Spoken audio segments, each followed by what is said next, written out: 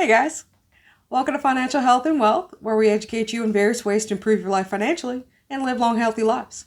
So today we're going to talk about 12 financial tips for couples. And if you want to see more of this type of content, then like, subscribe, hit that notification bell, and you'll know about future videos. Let's get started.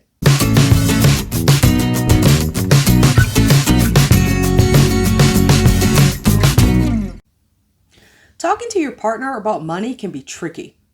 Different spending habits and conflicting money management values are sometimes sources of tension between partners. Finances are the number one cause of arguments within relationships. In fact, it's one of the most common reasons for divorce. The good news is, you don't need a perfect relationship or perfect finances to have a productive conversation with your partner about money. With bills to pay, emergency expenses, and a child's college tuition and retirement on the horizon, many couples find their finances are stretched as they seek solutions to cover the cost of everyday life. So here are some tips for handling those tricky conversations and gaining control of your finances like a pro. You want to set goals. The goal setting phase allows a couple to talk openly about their financial history, current obligations, and future objectives. Gauging your partner's retirement preferences can often be a challenging obstacle before establishing a financial strategy. Be positive. It can be tempting to feel defeated and hopeless and think that things will never get better, as if you're trying to move a mountain. But this kind of thinking can be contagious, and negativity may further poison your finances and your relationship. Try to focus on what you can do to make things better and what small steps to take to get where you want to be, rather than focusing on past mistakes and problems. Be respectful. Respect should be the basis for any conversation with your significant other, but especially when dealing with potentially touchy issues like money. Be mindful to keep your tone neutral and try not to heap blame on your partner for any issues. Remember, you're here to solve problems together. Identify risky spending. Overspending and making frivolous purchases may damage your financial future.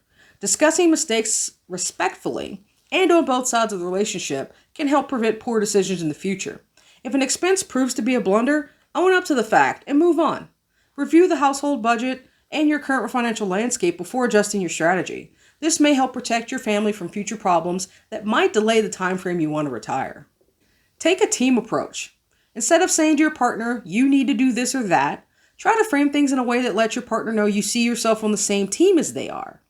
Saying, we need to look at our combined spending habits will probably be better received than you need to stop spending so much money. Take responsibility. It's perfectly normal if one person in a couple handles the finances more than the other. Just be sure to take responsibility for the decisions that you make and remember that it affects both people.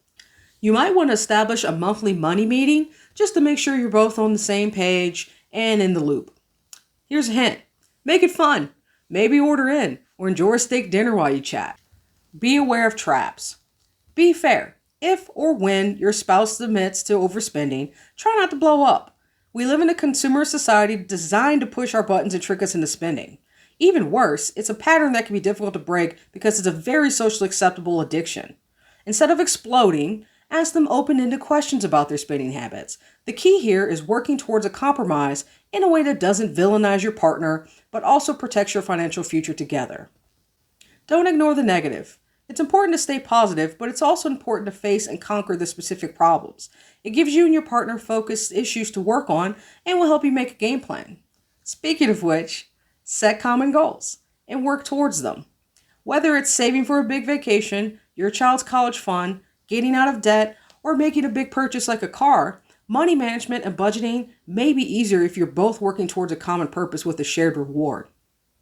Figure out your shared goals and then decide to accomplish them. Accept that your partner may have a different background and approach to money. We all have our strengths, weaknesses, and different perspectives.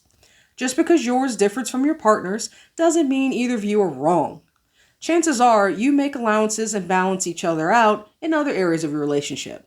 And you can do the same with money if you try to see things from your partner's point of view. Now do a periodic review. Due to the dynamics of financial decision-making between a couple, it's clear that periodic review has a benefit. Changes in income, lifestyle, and family or business obligations can alter a couple's financial goals for retirement. Try to meet at least once a month and review your finances and update your budget. And finally, don't forget to have some fun. The goal of getting in control of your finances is not to make life miserable. Sure, you might need to cut back on frivolous spending in the present to have more fun in the future, but that doesn't mean you can't enjoy life. Set aside a little each month for a movie night or dinner with friends. You might discover that things like budgeting free up cash. Dealing with finances is a big part of any committed relationship, and one that can affect many aspects of your life together. Building a financially sound relationship takes time. It takes a willingness to listen, to compromise, to take responsibility, and to prepare. Discussing and managing your finances together can be a great opportunity for growth in a relationship. Having an open, honest, and trust-based approach to money in a relationship may be challenging, but it is worth it. If this feels like it's a lot and a little overwhelming, then you guys can go ahead and decide to contact a financial professional who's qualified and licensed to help you and your loved one come up with a strategy to build your future together. So thanks for watching. And as always, hit the like and subscribe buttons to keep getting future content, and go ahead and tap that notification bell while you're at it. Enjoy the rest of your day.